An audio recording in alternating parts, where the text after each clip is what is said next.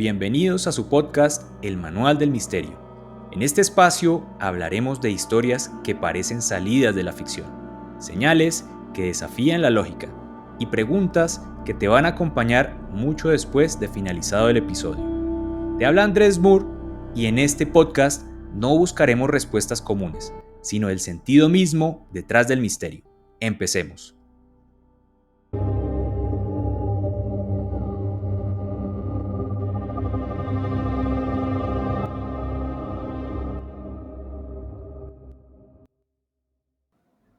Hay personas que no solo cuentan historias, sino que parecen estar hechas de ellas. Hoy tenemos a uno de esos espíritus inquietos, Tulio Fernández, periodista, escritor y buscador incansable de lo que yace más allá del relato oficial. Podría simplemente decirte que es un escritor y booktuber caleño, conocido por sus apariciones en el programa radial El Cartel Paranormal, y por ser el autor de Eric el Rojo, una novela que reescribe la historia del descubrimiento de América desde la mirada de los vikingos, pero sería quedarnos en la superficie. Tulio no solo escribe sobre mitología nórdica, la siente, la estudia, la respira. Su fascinación por las runas, los antiguos dioses y los símbolos perdidos lo ha llevado a recorrer caminos que pocos se atreven a explorar, los de la intuición, el destino, la conexión con lo sagrado y lo invisible. Hoy no hablaremos solo de libros, hablaremos de creencias, de señales, de memorias antiguas que aún vibran en quienes saben escuchar. Esta es una conversación con un hombre que ha cruzado la frontera entre lo histórico y lo mítico, entre lo racional y lo simbólico. Prepárense para mirar más allá del velo. Con ustedes, Tulio Fernández. Bienvenido. Muchas gracias, Andrés, por esa presentación tan generosa y de verdad un placer estar aquí en este podcast contigo para hablar de temas paranormales, sobrenaturales y también lo que tiene que ver con la mitología nórdica, la mitología vikinga. Muchas gracias por la invitación.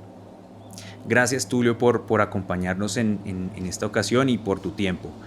Y para iniciar, quisiera darte la palabra para que nos compartas, por favor, tus redes y contarnos acerca de ti. ¿Cuál es tu historia? ¿Quién es Tulio Fernández?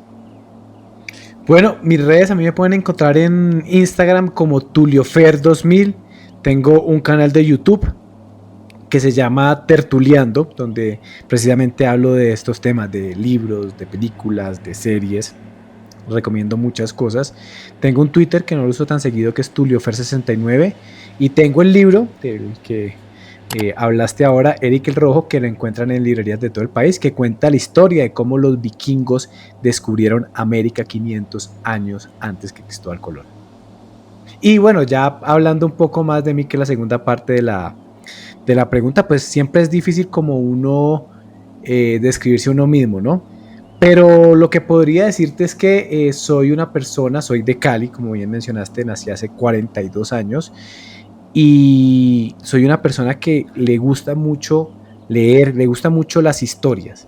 Entonces me gusta mucho todo tipo de mitologías, me gusta lo paranormal precisamente porque habla de diferentes historias, porque en lo paranormal se refleja un poco quiénes somos nosotros. Por ejemplo, los vampiros es el miedo a envejecer, es querer ser siempre joven, alimentándose de los demás. Los zombies es el miedo a la muerte, a los cuerpos en descomposición.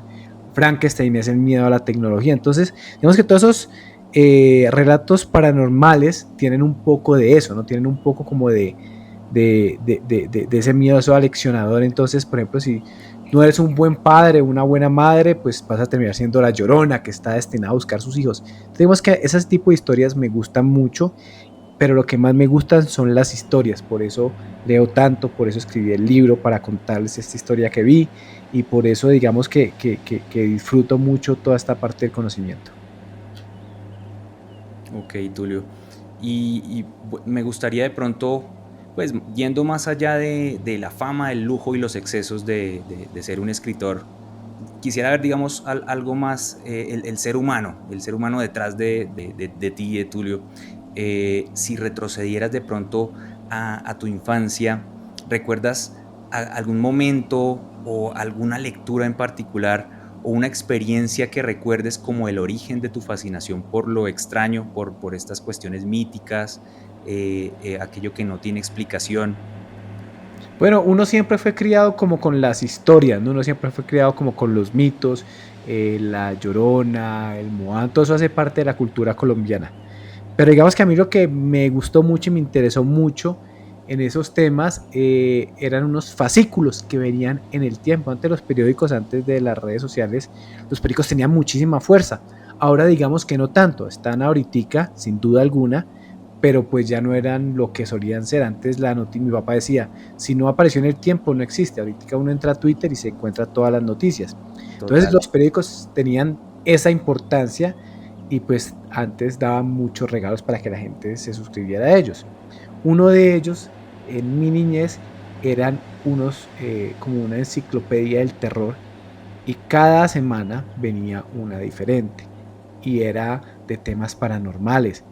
Existe el Yeti, Pie Grande, existe la Atlántida, el misterio de Rasputín, por ejemplo, que a Rasputín tuvieron que matarlo como de 10 maneras diferentes antes de que, y ni siquiera se sabe si murió o no, porque lo tiran a un río y quién sabe, pero el misterio de por qué no se moría, existían otras civilizaciones extraterrestres, ese tipo de temáticas del misterio muy bien tratado estaba en esa enciclopedia del tiempo. Entonces digamos que yo leí esas historias y me llama mucho la atención porque siempre en los temas paranormales, sobrenaturales, nunca hay una respuesta, ¿no? Siempre hay como un misterio y uno queda ahí enganchado.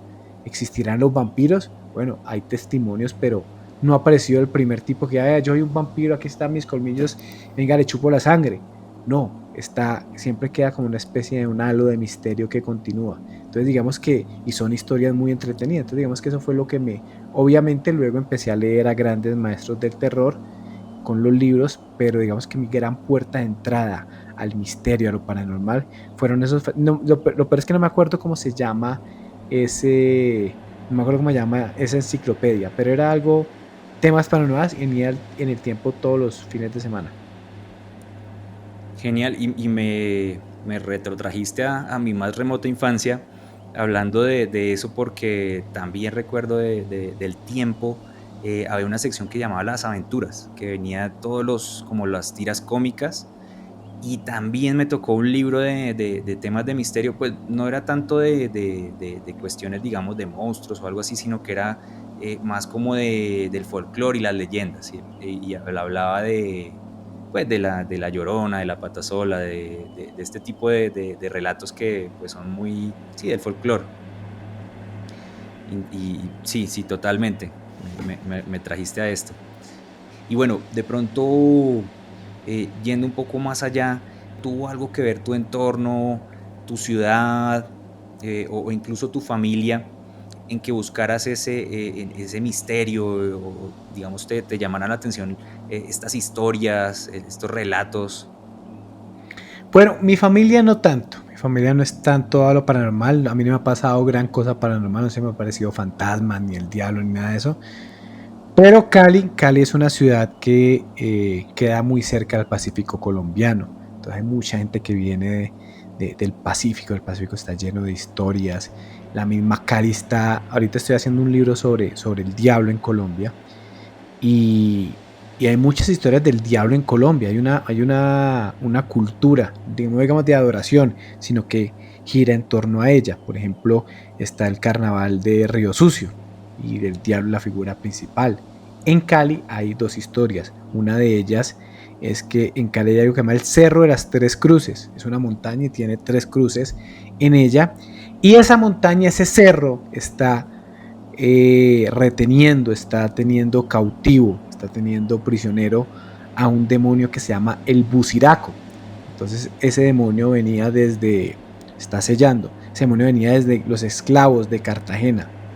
Lo trajeron los esclavos y pues en 1938 un padre, para encerrar a este demonio, para sellarlo, plantó las tres cruces. Hay otra historia, por ejemplo, que habla de que Semana Santa pues ahorita es de vacaciones, la gente se va a la playa, se va a rumbear, pero antes no era así. Antes Semana Santa tenía un halo místico, un halo religioso muy fuerte.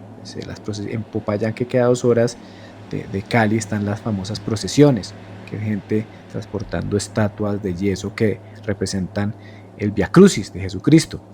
Entonces, en esa época de Semana Santa, por ejemplo, la gente no podía comer carne, hacían una especie durante 40 días la cuaresma no podían comer carne, y pues mucho menos bailar. Entonces está la historia leccionadora de que al lado de Cali hay un sitio que se llama Juanchito.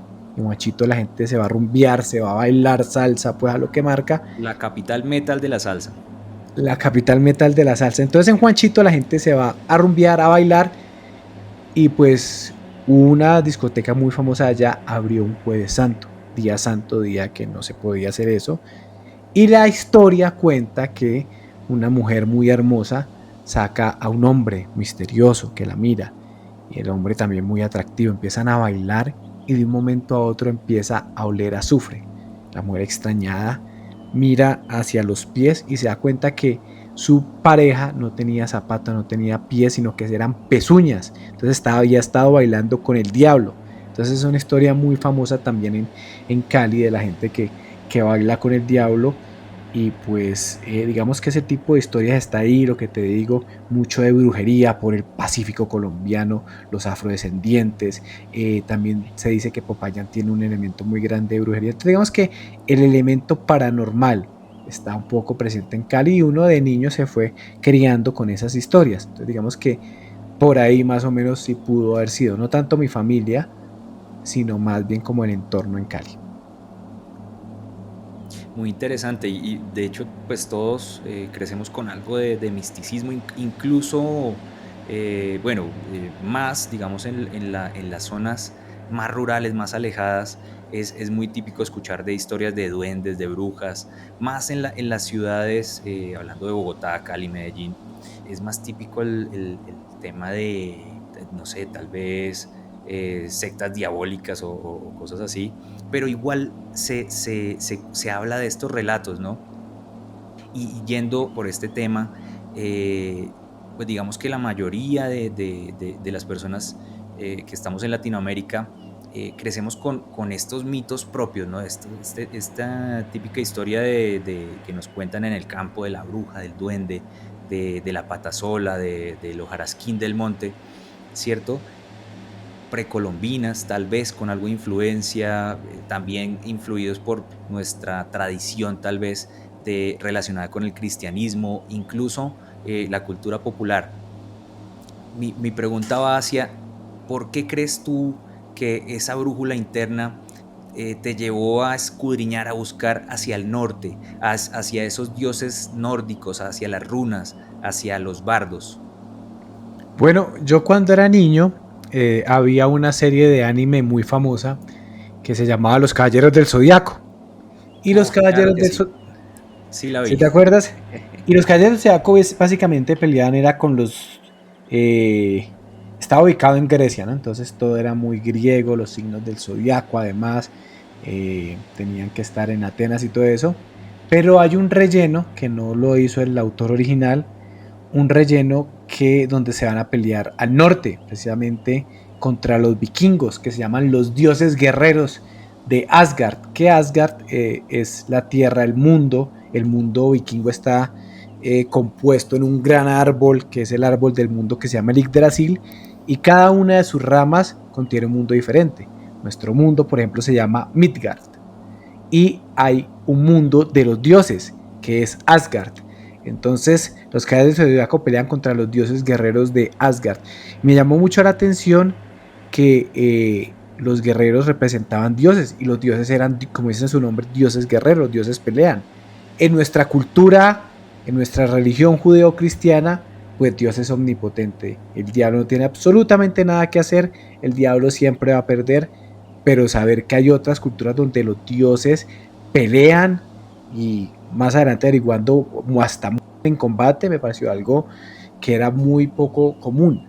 Pues obviamente que sí, con viendo eso me llamó mucho la atención. Y hace unos años atrás un escritor que se llama Esteban Cruz Niño, que tiene varios libros precisamente sobrenatural, de brujería, de viajes de Lo la muerte. conozco. Esteban, en un viaje que hicimos, Me dijo, ¿alguna vez usted sabía la historia de Eric el Rojo? Este fue un explorador noruego que descubrió América. Y yo, ¿en serio? Pues uno sabe lo que le enseñan en el colegio, ¿no? Que el 12 de octubre de 1492 Cristóbal Colón llegó en la Niña, la Pinta y la Santa María a territorio americano.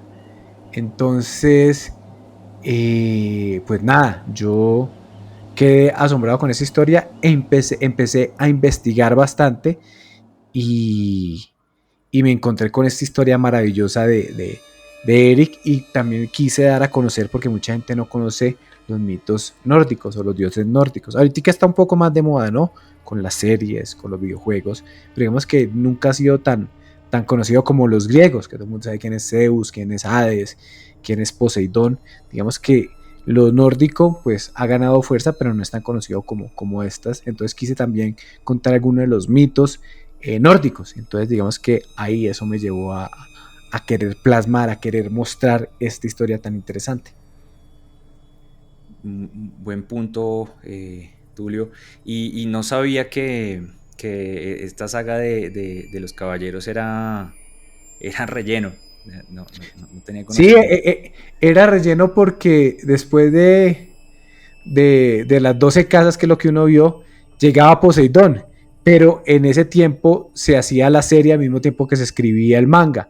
Entonces ya iban a alcanzar, el manga es el cómic de los japoneses, entonces ya el autor lo iban a alcanzar, entonces dijeron, pues ¿qué hacemos? Hagamos una saga que solo la pasen en televisión, y como es una vez a la semana, pues le dan tiempo al autor para que avanzara la historia.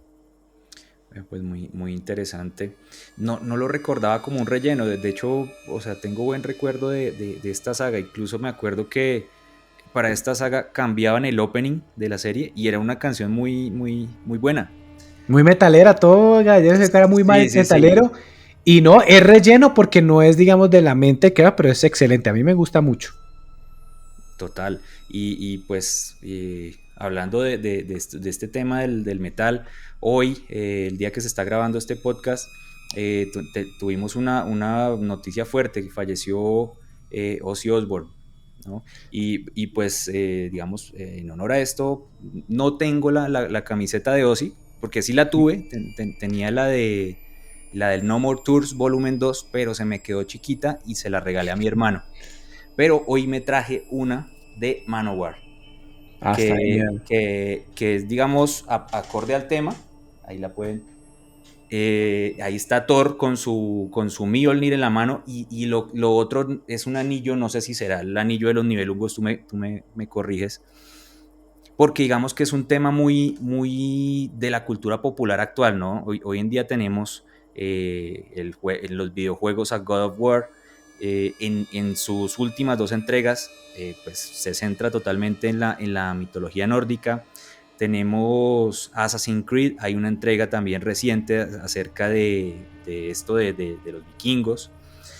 Bueno, en la música tenemos a Manowar, incluso diría que en general el género musical del power metal tiene mucho que ver con estas batallas antiguas de guerreros que eran libres, que buscaban, digamos, un fin de sus días honorífico en batalla, y no llegar a viejos y ser deshonrosos por llegar a ser un cabello blanco, ¿no?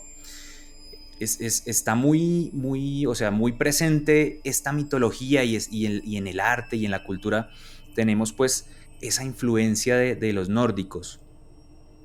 Para ti, Tulio, ¿con qué te quedas de esta mitología nórdica acerca de la vida, del destino, del tiempo o del más allá, que tal vez no encontraste en otras tradiciones y que te llamó mucho la atención? Bueno, como tú lo mencionas, ahorita está muy de moda, ¿no? Desde el siglo XIX, cuando la era vikinga fue más o menos en los siglos IX y X. Creería que desde el siglo VIII, bueno, fueron un par de siglos que se conoció como la era vikinga, pero los vikingos eran temidos porque lo que hacían era que llegaban a saquear, ellos por general la mayoría del tiempo eran pescadores, campesinos, y se iban a saquear y volvían. Eh, pero tenían una creencia, lo que nosotros conocemos mitología ahora, para ellos era su religión, ¿quién quita que en unos 500, 600 años haya una guerra nuclear, nos acabemos los humanos, estén las cucarachas mutantes ahorita mandando, investiguen y vean todo lo de la religión que seguimos ahora, digan, vea, la mitología cristiana? Entonces, para lo que nosotros es mitología, para ellos era su cultura, era su manera de ser. Y es lo que tú mencionas, para ellos ir de viejo, ir de enfermo, lo lleva a uno para el infierno. Y el infierno, digamos que son polos opuestos a lo que seguimos ahora. Nuestro infierno son las llamas del infierno, ríos de lava. Para ellos el infierno era congelado. Se llama el Helheim, que es uno de las ramas del Yggdrasil, y es un infierno. Que ahí viene la palabra hell en inglés, ¿no? Que es infierno. Así es. Sí, Jaime es como más o menos viene siendo como reino, entonces el reino del más allá, pues del infierno, y es completamente congelado. Eso lo dirige Hela, que es hija de Loki, que la mitad del cuerpo es una mujer muy hermosa, la otra mitad es un cuerpo descomponiéndose, pero para ir al Helheim tenían que morir contrario a lo que nos dicen nosotros. ¿Qué dicen los 10 mandamientos? No robarás, no matarás, no desearás la mujer del prójimo, y si usted sigue esas normas y se muere con esas normas, pues se va para el cielo. Y uno, si se muere, pues digamos, bien, no de una manera violenta, pues hay dos caminos de morirse: o te mueres de viejito o te mueres por alguna enfermedad. Entonces, lo que para nosotros lo recomendable para ir al cielo, para ellos era terrible, era el camino de Helheim. ¿Cómo se iba uno para el cielo, para el Valhalla? Pues peleando y combatiendo, tenías que morir en batalla, saqueando, robando, matando, y en ese momento te veían las valquirias con pleno combate, que eran enviadas de Odín, te cogían tu alma y se la llevaban para el Valhalla. Entonces digamos que siempre me llamó mucho la atención como esa contradicción, ¿no? De que para lo que para nosotros era malo, para ellos era bueno. Y lo que yo me quedo y lo que yo admiro precisamente es esa sed de conocimiento, de querer viajar, de no quedarse quietos. Entonces los vikingos eran un pueblo que viajaba muchísimo. Ellos llegaron hasta el Medio Oriente, llegaron a lo que fue Rusia. De hecho, por ello es que se llama Rusia, el Kiev de Rus, y llegan a América. Entonces eran un pueblo viajero, eran un pueblo del conocimiento. De pronto porque su dios, que es Odín, es un dios que siempre está con ganas de conocer más, de viajar. De él se dice que era el dios que viajaba con un sombrero, como con una especie de pico de él. Salen hechiceros de la cultura moderna como Gandalf, del Señor de los Anillos, como Dumbledore de Harry Potter. Entonces era un dios viajero, era un dios que mantenía yendo de un lado para el otro. Y digamos que siempre como que inspiraban al pueblo a viajar, a conocer. Bueno, ahorita no se puede saquear, pues no está bien saquear, hacerle daño a otro, pero no se quedan quietos. El resto de Europa en ese momento, pues básicamente hacían lo que les decía el papa, el rey, y vivían como muy en su territorio y no se atrevían a más. Digamos que lo que me quedo con los vikingos, que era que ellos se atrevieron a más, y eso es simplemente fascinante. De acuerdo. Y tal vez un poco en esa tónica, en esa línea, tal vez en el rock y en el metal se ha tomado este espíritu, ¿no? De ser libre, de buscar tu camino, del honor. Y por eso tal vez se trata mucho estas historias en el rock, ¿no? En el espíritu libre del rock. Y pasando de pronto a otro tema muy importante, paralelo también al tema del norte, de los nórdicos, de su mitología, está el tema de las runas, que digamos, muy a esta cultura se creía que no solo era un alfabeto, sino que tenía algo de simbología, de misticismo, de poder, de misterio. ¿Qué representa para ti en lo personal el tema de las runas? ¿Cómo te relacionas con ellas hoy? Bueno, las runas, precisamente, por acá tengo un libro, espérate, lo busco a ver si lo traje o lo dejé. Ah, no, lo dejé. Dame un segundito, ya vengo y te lo traigo. Dale. Justo me acabo de leer este libro, que es de una mujer que ha estudiado lo nórdico por muchos años, una experta completa que ha ido hasta allá y todo. El libro se llama La huella vikinga y es escrito por Laia San José, que es esta investigadora. El libro es muy bueno, si les gustan los temas nórdicos, pues lo recomiendo. Y ella habla precisamente sobre las runas. Y nosotros le hemos dado un gran significado místico de magia. Y al final las runas no eran para tanto. Es como lo que tú dices un poco, que es la parte del alfabeto. Entonces eran palabras. Los vikingos no eran un pueblo muy dado a escribir, ¿no? Entonces, digamos que todo lo que tenía que ver con palabras, entonces para ellos era muy valioso, porque no eran un pueblo, por ejemplo, la mitología nórdica no es tan grande como la, como la griega, que tenemos cientos de historias de los griegos, porque los griegos escribían todo el tiempo eso. Los nórdicos eran una tradición más bien oral. 200 años después es que empieza con Snorri Sturluson, que es digamos, una especie de intelectual islandés, que 200 años después de que se acaba la era vikinga, pues él plasma sus historias, ¿no? Entonces, espérate que estoy buscando las, las runas y no las encuentro. Pero entonces el caso es que no eran un pueblo muy dado a la... Aquí ya algunas. Ok. Pero entonces lo que pasa con las runas es que, claro, como era un pueblo más tirado a la parte del oral, entonces la palabra para ellos tenía gran poder. Entonces lo que escribían tenía gran poder. Entonces digamos que para mí el secreto de las runas precisamente tiene que ver con la parte del poder de las palabras, porque la palabra escrita es muy poderosa. Incluso, por ejemplo, Odín, el dios Odín, una de sus historias es que él se cuelga de una de las ramas del Yggdrasil, se cuelga por 9 días y 9 noches esperando a que le llegue la iluminación, el secreto de las runas. ¿Qué es el secreto de las runas? El secreto para poder ser un hechicero más importante, pero no era porque las runas de por sí, cada una runa tuviera como un poder, no tanto eso, sino que era como el poder de la palabra, el poder de, pues las runas forman palabras, tienen significado, entonces ese era como el poder de la palabra. Entonces me parece que es una historia que habla muy bien de cómo los vikingos buscaban ese conocimiento. Y es un punto interesante, Tulio, porque pues históricamente la palabra, digamos, para la humanidad ha sido algo muy importante, ¿cierto? Desde que existe, digamos, de alguna manera el lenguaje escrito, tenemos la historia como tal, registro de qué era lo que se hacía, lo que ha pasado, y también pues la parte oral, ¿no? O sea, el poder de la palabra que es importante, o sea, una palabra cómo puede construir una nación o una palabra cómo puede llevar a un pueblo a la guerra.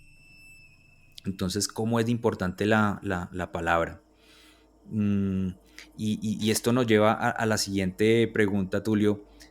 Hablando digamos, de este misticismo, ¿cierto? Ya pues habiendo puesto el punto de las runas, ¿tú crees que este misticismo de los nórdicos, de los que estamos hablando, antiguos, pues del mundo muy antiguo, sabían algo que nosotros tal vez hemos olvidado, algo como algún tipo de conexión con este mundo, con este planeta, con los elementos, con sus dioses, con el destino, con este tipo de cosas? Yo creo más que eso era que obviamente antes, digamos que ahorita el mundo es muy acelerado y lo que uno quiere es inmediato y las cosas son como muy tecnológicas. Digamos que antes en la antigüedad había como ese encuentro más con los elementos, con la naturaleza. Entonces también, digamos que por ejemplo ellos también se acercaban mucho a sus dioses a través de sacrificios, sacrificaban animales, tenían como ciertos rituales también y como estaba en una época de estaciones por allá, pues también se manejaban como diferentes ritos en esas épocas. Entonces digamos que había un acercamiento más espiritual, más místico con sus dioses, con lo que ellos adoraban, con lo que ellos veneraban, con la misma naturaleza. Siempre le dan esa importancia a la naturaleza que digamos que actualmente se ha perdido un poco. Yo siento que sus ritos, su manera de ser, pues habla un poco de eso, ¿no? Las historias también de los dioses y todo eso hablan de la importancia de la naturaleza. Entonces, por ejemplo, hay una diosa Ran, que es donde van a parar todos los que naufragan, van para allá. Entonces eso habla del miedo al océano, al desconocimiento del océano. Entonces digamos que yo lo veo más por ese lado de acercamiento a lo natural, a lo que hay, que hoy se ha perdido mucho precisamente porque ya hay mucha tecnología, ya hay muchas cosas que hacen que nos desconectemos un poco de la naturaleza, ¿no? Total, total, de acuerdo.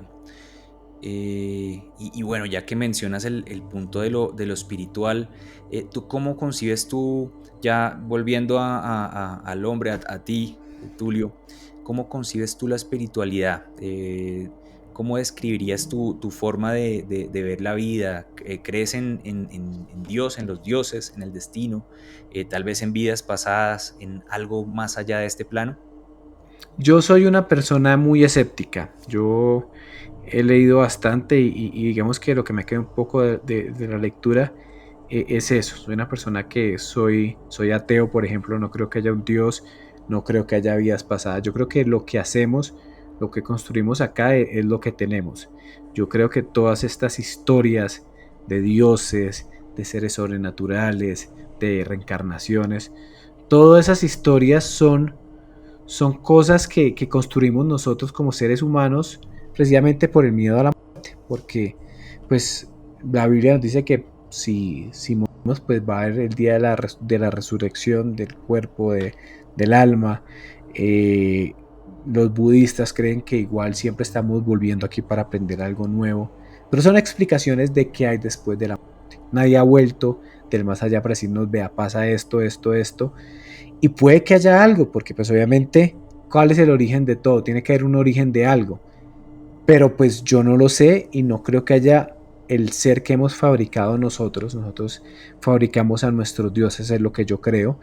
Y siempre ese Dios pues precisamente suple un poco nuestras necesidades a las grandes preguntas. Entonces dicen, no, es que eso no lo puedes comprender porque eso solamente lo puede comprender Dios. Entonces dejamos como ese peso a Dios, o no, que digamos que uno esté pasando por una mala época, se le muere a alguien cercano, se le va la pareja, se queda sin trabajo. No, Dios así lo quiere, luego todo va a mejorar, hay que confiar en Él. Digamos que eso le da fuerza. Yo no soy una persona creyente, pero respeto a las personas creyentes. Yo siento que muchas veces la religión, la espiritualidad le da fuerzas para lograr ciertas cosas. No creo en la gente religiosa que se cree moralmente superior a los otros, o la gente religiosa que va a juzgarte porque eres diferente. Este tipo de religión no me importa, pero sí me importa la religión o la gente religiosa que usa estas creencias para hacer de sí una mejor persona, un mejor ser humano, una persona dispuesta a ayudar a los demás, o comprensiva o tolerante. Entonces digamos que ese es el tipo de persona religiosa que me interesa. Yo no creo, pero no por eso pienso que el que cree es bobo o es inferior, o yo soy moralmente superior porque no creo, porque capaz el equivocado soy yo. Y capaz pues digamos que todas las creencias son válidas, mientras uno tenga respeto por la de uno y por la de los demás, digamos que eso es lo importante. Entonces digamos que no soy creyente, pero tengo un respeto por las personas creyentes. Es un punto interesante, Tulio, y totalmente de acuerdo.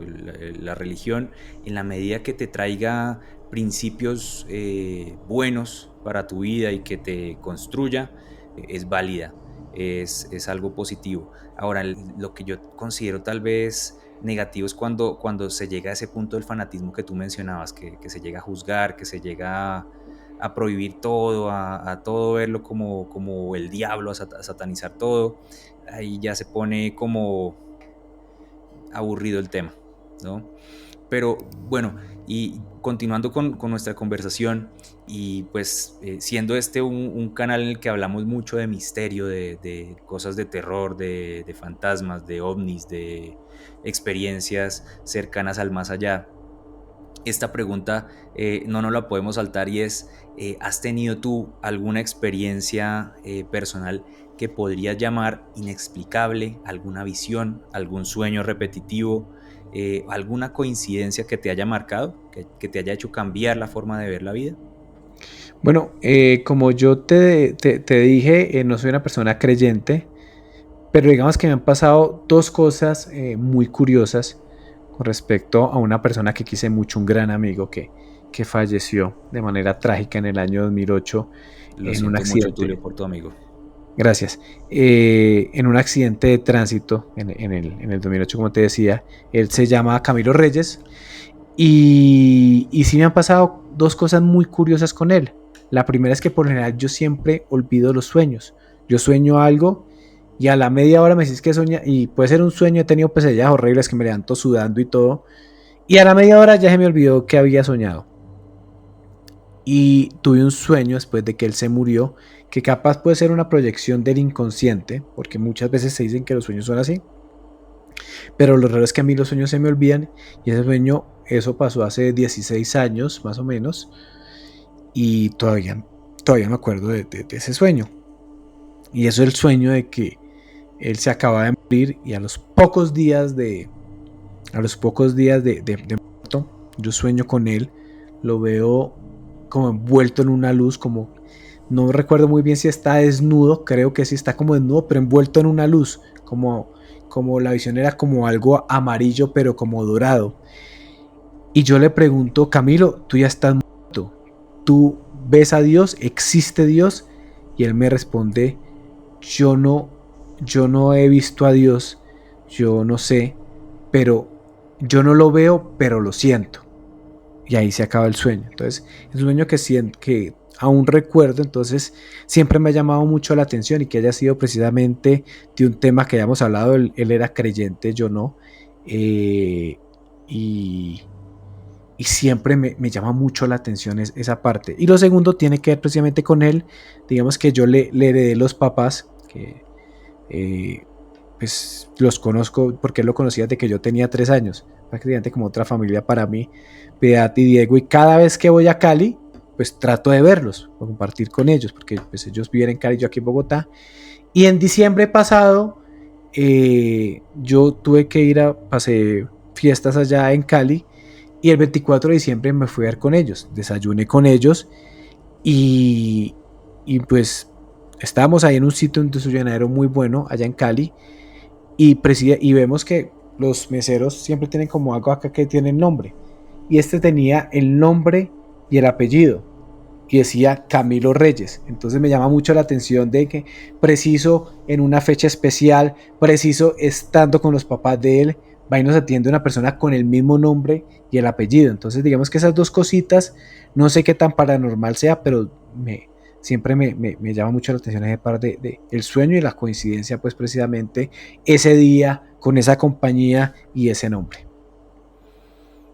¿Una coincidencia o tal vez una señal? ¿No? Mira que yo soy muy creyente, ¿sí? Y me ha pasado situaciones paranormales que pues en otros momentos he comentado aquí en el canal. Y te voy a comentar que tristemente también un amigo mío falleció en un accidente de tránsito. Lo siento. Y gracias, Tulio. Y pues esto ocurrió, él era muy joven, tenía 23 años, en una moto. Y no me pasó a mí, en esta ocasión lo paranormal no me pasó a mí, pero sí a otros amigos en común que tenemos con este amigo que mencionamos, tuvieron ese sueño y es muy de la cultura popular, se menciona mucho esa historia de que la persona que fallece reciente a su fallecimiento o poco antes, no sé, tal vez recorre o recoge sus pasos y se despide de aquellos más cercanos, de aquellos más allegados. Es una historia muy, muy Pero común. ¿tuvieron todos el mismo sueño o no? ¿O soñaron con él Eh, de formas? un sueño, o sea, no exactamente igual, pero sí como que soñaron con él, pues de alguna manera se despidió, ¿sí? Y pues nos pasó esto, curiosamente. Entonces, tal vez son coincidencias o tal vez una señal, ¿sí? Tal vez estaba despidiendo. Interesante esto.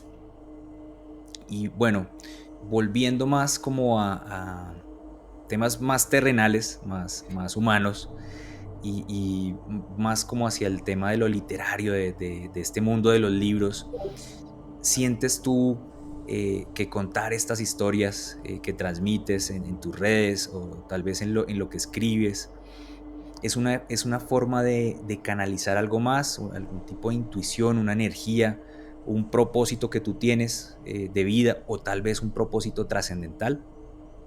Pues yo siempre he pensado que hay algo muy bonito, no sé si sea algo paranormal o sobrenatural, pero yo siempre he pensado que hay una fuerza, hay una energía especial con la parte artística. Yo no sé si le pase a los pintores, si le pase a los escultores, si le pase ni siquiera sé si le pase a otros escritores, pero para mí escribir y obviamente uno acá no escribe, en Colombia no escribe pues para volverse millonario, pues porque los escritores por general tienen otros trabajos, pero digamos que conozco un par de locos que intentan vivir de esto, pero no es fácil. Y, y uno lo escribe porque tiene una pasión, ¿no? Uno quiere compartir eso que siente, esa emoción que siente, esas historias que uno tiene dentro, uno lo que quiere es sacarlas. Entonces yo siento que uno lo hace por una gran pasión que hay. Y yo siento cuando escribo muchas veces no sé exactamente qué es. Tengo una idea muy vaga, pero no sé exactamente qué voy a escribir y empiezo a escribir y empiezo por a escribir en el computador y me siento muchas veces como en las películas, hay películas de terror de espiritistas, que llega el espiritista, pone la tabla Ouija y empieza a mover así las manos en forma triangular y de un momento a otro dejan de ser ellos los que manejan la tabla Ouija, el espíritu se posesiona en el medium y empieza a mandar el mensaje. Muchas veces yo me siento poseído, digamos, por espíritu de la escritura, podría decirse, y me siento como si no fuera yo enteramente, pero siento algo como una energía que hay al escribir y es algo que a mí me hace muy feliz, que siempre que siento eso, uno siempre, por lo menos a mí me pasa que cuando escribo, siempre escribo con una mezcla de temor, de miedo, de saber si lo que estoy haciendo está bien, de si gusta, si no gusta, pero cuando estoy en ese momento escribiéndolo, digamos que me olvido de eso y me dejo llenar de esa fuerza, de esa energía de la escritura. Entonces digamos que es algo muy especial y algo que me gusta muchísimo. ¿Dirías tú que esto es lo que más te inspira hoy en día, la escritura? Sí, podría decirse que sí. A mí escribir me hace feliz. Hay un manga, a mí me gusta mucho el manga, hay un manga que leo ahora que llama One Piece, que es de piratas, pero hay un personaje que se llama el Joy Boy, y Joy Boy, el nombre es como el chico de la alegría, es una persona que llevaba esperanza, alegría a otras partes. Yo cuando escribo, lo que busco es inspirar a otras personas, a inspirarlas a que sean felices por un momento, a que vivan una aventura por un momento. Por eso, digamos que no me gusta escribir como temas contemporáneos que tú pases a la calle y te puede pasar, o el narcotráfico. Hay muchas historias de esas muy buenas, pero yo quiero algo diferente. Yo quiero que tú llegues, abras un libro mío y en el caso de Eric el Rojo te transportes al mundo vikingo de hace 1000 años. En el libro que estoy escribiendo ahora sobre demonios, vayas a un sitio y combatas y tengas aventuras. Entonces yo lo que busco, por eso mi género favorito siempre son como la fantasía, la ciencia ficción, el terror. Digamos que mi objetivo al escribir es que hayas tenido un día terrible en la oficina, un día maluquísimo, peleaste con tu novia, con tu novio, bueno, pasó algo maluco, llegues a la casa, abras un libro y abras un nuevo mundo. Y abras un mundo en el que por unos momentos, por una hora, por media hora, por el tiempo que quieras leer, te transportes a otro mundo y eso te haga feliz. Entonces digamos que escribir, digamos que es lo que me apasiona ahora, pero precisamente por eso, por compartir una pasión y por hacer que la gente viaje a otros mundos. Qué bueno tú lo que tocas ese tema del mundo de la lectura, ¿no? De ese espacio en el que entras en la mente del autor y te transportas a otra realidad, ¿no? Donde el límite es tu imaginación, donde tú creas aquello que se te está describiendo. Y eso me recuerda a una frase que escuché o tal vez leí por ahí, no recuerdo bien de dónde es, que dice que el que no lee está condenado a vivir una sola vida, pero el que lee puede vivir 1000 vidas. Yo te digo de quién es esa frase. Esa frase es del señor George Martin George en Martin. su libro llamado Juego de Tronos, que también tuvo una serie muy famosa. Pero Juego de Tronos es una saga de libros que no se ha terminado, que se llama Canción de Hielo y Fuego. Y en el primero de ellos hay un personaje que es un enano y hay otro que es un bastardo que se llama Jon Snow. Y ve al enanito siempre con un libro. Y dice, bueno, ¿usted por qué lee tanto? Y él le dice precisamente esa frase, es que el que vive, pues, vive una vida, pero el que lee, vive más de 1000 vidas porque cada historia es un mundo diferente. Entonces es del señor George Martin, gran escritor. Maravillosa saga que nos regaló. Lástima del final, acabaron la última temporada muy intempestivamente y pudieron haberla manejado de mejor manera, ¿no? Haberle dado un poquito más de tiempo que se merecía. Hay que esperar a ver porque ese final es de la serie, pero los libros están inconclusos, el gordito nada que termina y todos aquí sudando la gorda esperando a ver si alcanza a terminar en vida o no. A ver si escribe el final y pues ya tiene sus años. Bueno, y hablando de todo esto del mundo de lo literario y pues siendo tus redes de tertuliar, de hablar sobre libros, sobre historias y pues teniendo en cuenta que nuestra generación tal vez creció sin estas redes masivas que todo lo llevan a lo inmediato, al consumo rápido, a lo instantáneo, a estos videos cortos, que de pronto no te dejan mucho mensaje, ¿cierto? Esta generación actual pues creció bajo estas redes y bajo este nuevo paradigma, ¿sí? ¿Qué crees tú que pueda encontrar esta nueva generación en ese mundo literario, en esa mitología, en lo oculto, en lo ancestral?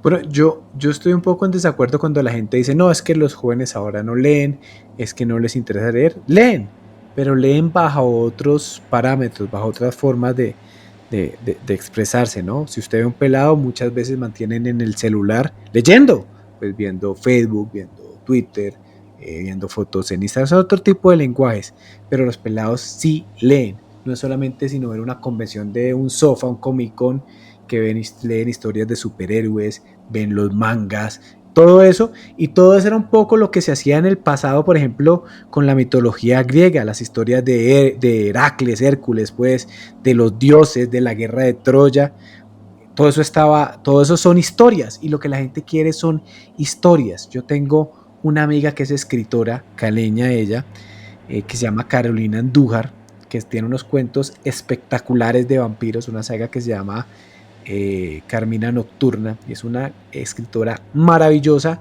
Y ella iba a colegios y las peladas, los pelados eran felices yendo. Y cada vez que vienen aquí a la Feria del Libro, son filas y filas de gente firmando. Entonces, sigue la gente, los pelados siguen leyendo. Lo que pasa es que los lenguajes han cambiado un poco. Y yo siento también que hay que hablarles en su lenguaje.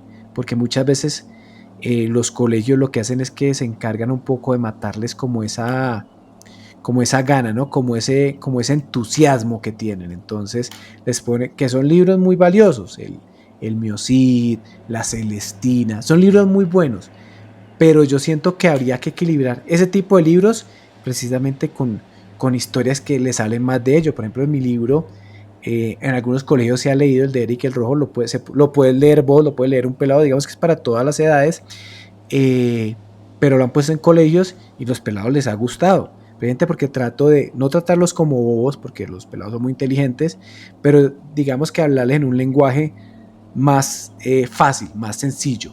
Pero yo siento que está ahí. Y con respecto a la segunda parte de la pregunta, que me dices que puede enseñarle los antiguos relatos, lo sobrenatural, todo esto, yo siento que el ser humano es el mismo. Han pasado milenios, han pasado muchas cosas, descubrimientos, bueno, mil cosas, pero el ser humano sigue siendo el mismo. El ser humano se sigue preguntando, ¿estamos solos en el universo? ¿Hay un Dios? ¿Hay algo después de la muerte? Hay criaturas fantásticas alrededor nuestro, que pueden ser espantos o pueden ser criaturas del bosque. Todo eso se lo ha preguntado el ser humano y se lo ha preguntado desde siempre. Si uno ve las historias de la mitología nórdica, de la griega, de Gilgamesh, que también tenía seres sobrenaturales, todo eso intenta darle una respuesta a las grandes dudas del ser humano. Y las grandes dudas del ser humano no se van a acabar porque ya haya TikTok, por ejemplo, no. Las dudas del ser humano van a seguir ahí, van a estar en lo más profundo. Puede llegar la inteligencia artificial, pero no va a dar una respuesta de qué hay más allá, de si hay Dios o si hay extraterrestres, hasta que aparezcan, pues. Pero de momento lo que podría decirte es que el ser humano sigue siendo el mismo, las inquietudes siguen siendo el mismo, la mitología, lo sobrenatural, intenta darle muchas veces explicaciones a estas dudas, y yo siento que mientras estas dudas no sean resueltas, pues va a seguir ahí y las generaciones actuales y las generaciones futuras van a llegar a estas historias. Muy interesante ese punto, Tulio. Y ya que mencionaste el tema de manejar un lenguaje amigable para llegar al lector, ¿cierto? Un lenguaje que se acorde a ese público objetivo al que te estás dirigiendo. Me recordaste ese libro de, no sé si lo habrás leído, yo lo leí de niño, no recuerdo qué era esto, se llamaba Torre de Papel y era pues lecturas para niños. Y había uno que se llamaba Mitos Griegos y otro se llamaba Por todos los dioses, que era como la Ilíada y la Odisea contada en un lenguaje amigable por Homero, que era el que las escribió. Precisamente, y es una gran casualidad porque hay un personaje en mi historia, en Eric el Rojo, que intenta emular esto, hacerle un homenaje a este libro, que justamente acá tengo el libro, mira, es este que está acá. No sé si se alcanza a ver. Ese es, sí, Por todos los dioses, de Por Torre todos de los Papel. dioses. De Torre Amarilla, Torre de Papel. Torre Amarilla. Y ese libro fue escrito por un escritor español que se llama Ramón García Domínguez.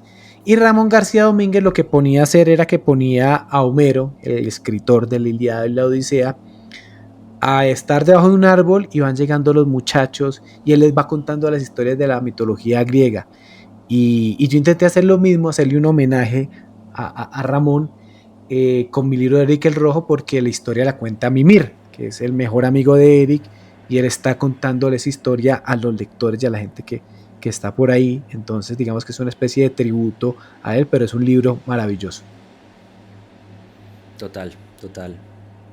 Y bueno, yendo un poco más allá de la pregunta, poniendo un caso práctico, si eventualmente te cruzaras con una persona joven de tu público, ¿cierto? Con muchos lectores y lectoras actualmente que, pues, como tú dices, manejan un nuevo lenguaje, unos formatos pues más modernos, y esa persona con su mente curiosa, ¿cierto? Ávida de conocimiento, te preguntara, digamos, está buscando algo más, algo interesante, no sabe por dónde empezar, ¿qué le dirías?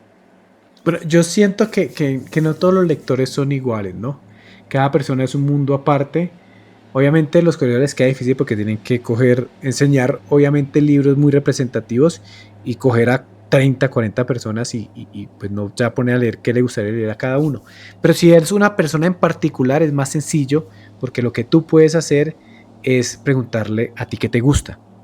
Comenzando por ello, siento que todos los libros tienen un lector esperando por ellos, como Harry Potter, que había la varita de Harry Potter y la varita era para un hechicero en especial. Pasa lo mismo, hay un libro para cada persona. No, que a mí me gusta el terror. Bueno, coja a Stephen King, que tiene relatos que puedes leer, que puedes disfrutar.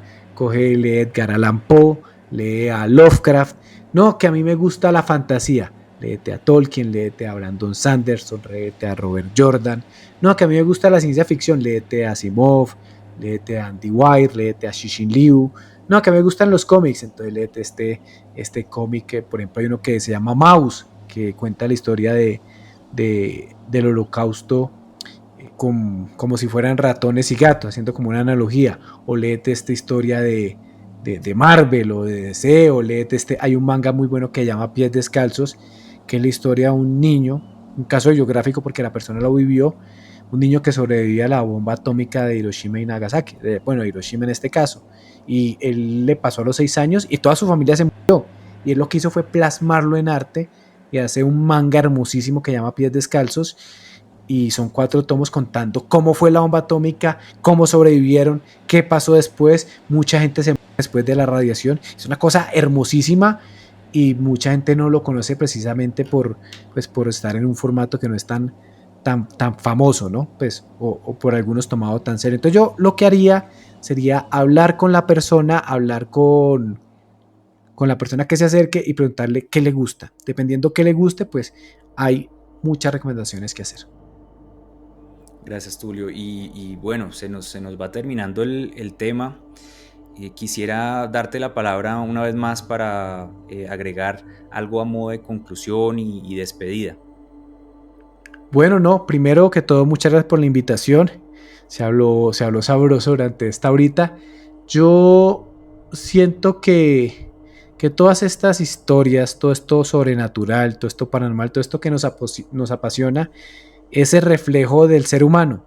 El ser humano siempre ha sido curioso, como lo refleja, por ejemplo, la mitología nórdica, que Odín era curioso, Loki también era curioso, siempre querían un poco más.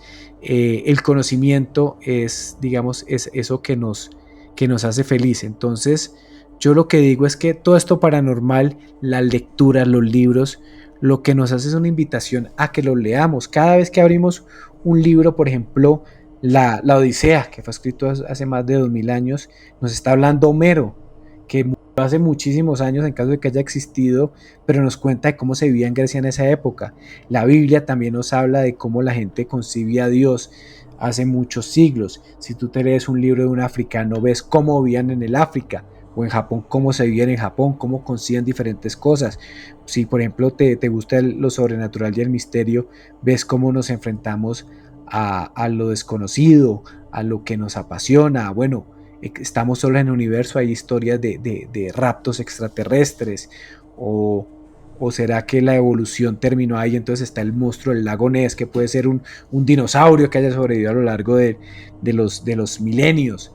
Entonces yo creo que a modo de conclusión lo que puedo decir es que hay que dejarse llevar por el conocimiento, hay que hacer como Odín, que Odín en una de las historias que cuento en Eric el Rojo llega hasta un pozo del conocimiento y el tío de él, que se llamaba Mimir, era un gigante, le dice: si quieres beber de este conocimiento, de esta agua, tienes que dar algo a cambio. Y él se arranca el ojo para poder beber de las aguas. A nosotros nos toca hacer algo tan trágico o tan visceral como arrancarnos un ojo, porque el conocimiento está ahí. Tú lo puedes ver en Google, lo puedes ir en una biblioteca, lo puedes comprar en una librería. El conocimiento está ahí, los libros están ahí, las historias están ahí. Simplemente lo único que tienes que hacer es estirar la mano, tener el conocimiento, tener la curiosidad y dejarte envolver eso, beber de ese pozo de Mimir, que es el pozo de los libros, el pozo de las historias, del conocimiento. Y simplemente es leer, y si no te gusta leer, pues puedes ver películas, que hay películas maravillosas. Mejor dicho, llénate de historias, llénate de conocimientos. Yo creo que eso es como lo que me gustaría dejar de decir. Excelente conclusión, Tulio. Me encanta cómo has cerrado el tema y quiero, sí, hablar de esto, de los formatos. Sí, sí me pasó que, digamos, vi el libro y después me decepcioné con la película. Por ejemplo, me pasó con el libro de Mario Puzo, El Padrino. Lo leí, ¿cierto? Estaba por ahí en mi casa, en la biblioteca. Un libro bastante gordo, pero supremamente interesante y me absorbió este libro. Un libro en un mes, tenía yo tal vez 15 años y lo absorbí de principio a fin. Más adelante cuando por fin pude ver la película, que es una gran película, es muy buena, pero me decepcionó, ¿sí? Me quedé más con el formato del libro. Entonces, como incentivar, pues, compartir, que de pronto nos acerquemos a ambos formatos y juzguemos. ¿sí? Y retomemos este formato del libro que pues no tiene límites, ¿sí? El límite es la imaginación y lo que mencionábamos, esta frase de Tyrion Lannister de que pues vivamos 1000 vidas entrando en la mente del autor y viendo pues mundos infinitos y todas las historias que nos puede traer el mundo de los libros. Y quiero también reconocer a este autor que tenemos hoy de invitado, a Tulio Fernández, porque más allá del mundo de la literatura, de la escritura, de compartir, de tertuliar, es un gran ser humano y nosotros siendo pues unos novatos, unos rookies en el desarrollo pues de este podcast que estamos haciendo, tuvimos serios problemas técnicos y Tulio pues tuvo mucha paciencia con nosotros y quiero reconocerte esto y pues decirte que pues, soy un fan más y por favor cuando publiques tu libro acerca de las historias de demonios me dejes saber para pues ser el primero en comprarlo y ir a la feria donde te presentes para pedirte el autógrafo. Muchísimas gracias por tu espacio, por acompañarnos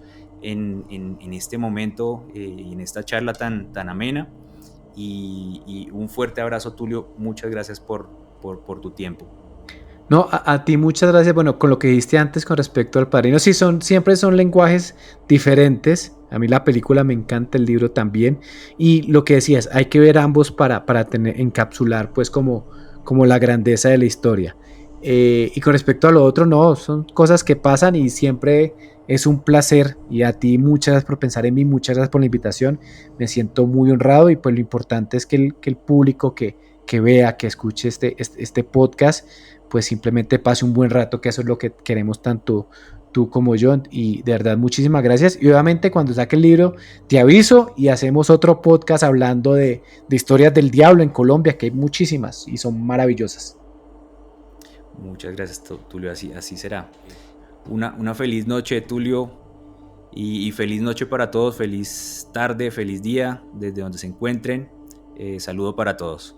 Feliz noche, día, tarde para todos los oyentes y estamos hasta hablando. Hasta una próxima vez. Gracias, Tulio. A veces creemos que la historia ya fue escrita, enterrada en fechas y nombres, pero lo esencial no siempre está en los libros, sino en aquello que esos libros nos muestran entre líneas. Lo mítico, lo simbólico, lo invisible. No se conquistan, se intuyen, y el verdadero conocimiento no siempre llega como respuesta, sino como una pregunta que no se apaga. No se trata de afirmar o negar creencias antiguas de culturas lejanas a la nuestra. Tal vez se trata de recordar que dentro de nosotros hay un lenguaje olvidado, una brújula que nos invita a mirar distinto, a mirar más allá. Y si el misterio sigue vivo, es porque aún hay quienes se atreven a escudriñarlo. Pero nunca, como siempre les digo, te quedes con lo que te diga en este canal u otro medio. Investiga, indaga, siempre busca más allá. Suscríbete, comparte, dale like. Esto nos ayudaría mucho a seguir creciendo en la plataforma. ¿Tienes una historia espeluznante que quieras compartir? Envíala a la dirección en pantalla. Gracias por llegar hasta aquí. Te invito a ver otra historia asombrosa.